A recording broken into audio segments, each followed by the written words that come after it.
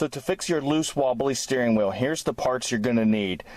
I'm going to put the part numbers in the description below, but this is what's included in this bag here. You'll get the new spring, the steel tolerance rings, the sleeve, the upper bearing snap ring, and the steering wheel attachment bolt. And then this is the bearing you'll need. There's a few different listings for this, so you'll have to measure your bearing, but most likely you're going to have the smaller bearing, which is a 30mm outside measurement, 20mm inside.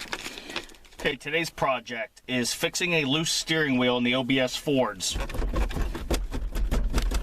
That is no good. So we're going to take care of this. First thing I'm going to do is pop this cover off. And we'll have some wires under here to disconnect. Just unplug that right there. Set that off to the side. Now we got to pull our steering wheel. Okay, once you popped your cover off, disconnected your sensor. Got to take off that center bolt.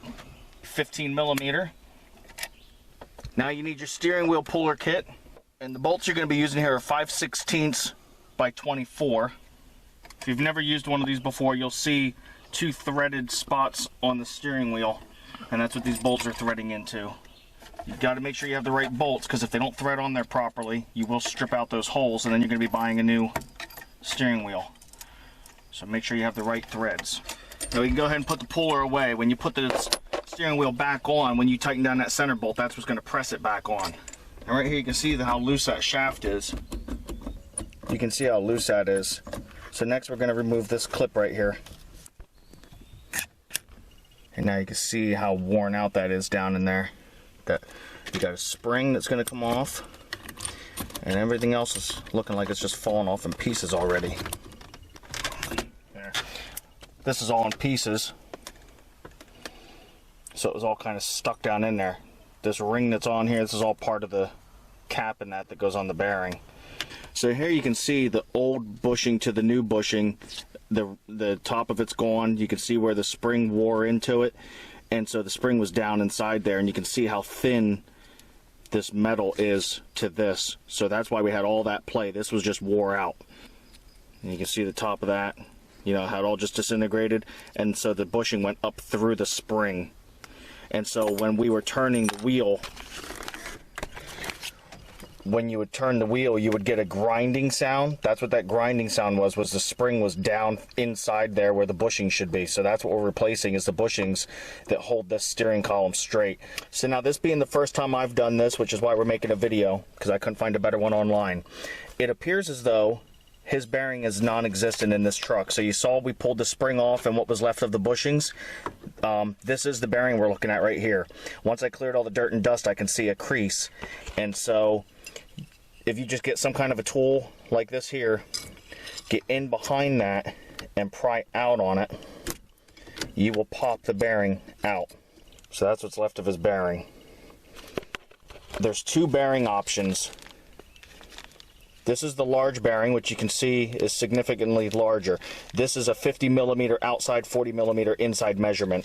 The proper bearing, you can see a big difference here. This is 19mm inside and 30mm outside measurement. So we'll have the new bearing tomorrow. Okay, so now we're ready to reinstall the new bearing. So we're going to place the bearing down over here, and then you're going to put on your steel tolerance ring, and you're going to see this is tapered. The taper goes towards the bearing, and you'll see it does have a split in it. That's so it fits down over there. So now, to help drive that on, get a piece of PVC or PEX piping that's 3/4 of an inch inside diameter, and use that to finish pressing that on. Now, I started off with a piece of 2.5 inch long pipe, and then used the steering wheel bolt to push it down on, and then I'm going to 3 inch to finish seating it the rest of the way. And you'll see the bearing goes right in that groove, nice and easy. Also, it doesn't hurt to use a washer if you have one available too, so you don't crush the or have the nut or the bolt here getting into the PVC. Okay, so once you have the steel tolerance ring pressed on, now you're going to put on your bearing sleeve, and that's going to go on just like this here until that butts up against the steel tolerance ring. Following that, you're going to put on your new, technical term, upper bearing preload spring. So next we're going to put our snap ring on, and we're going to slide that down up against the spring. Now make sure when you put that on, you have it past that first groove there, because next we're going to use our 2.5 or 2.25 inch piece of piping, your washer and your nut, to press that on, to get that down to the spring to where the snap ring seats. So now in the beginning I used a piece of 2.5 to get the sleeve most of the way on. Then I used a piece of 3-inch pipe to finish putting the sleeve on. Now you need a little bit shorter piece to press the spring on, about 2¼ inches long. Like I said, we're just going to tighten this down until that snap ring goes into its groove. And there, I just heard it click. And so there you can see our snap ring seated where it needs to be.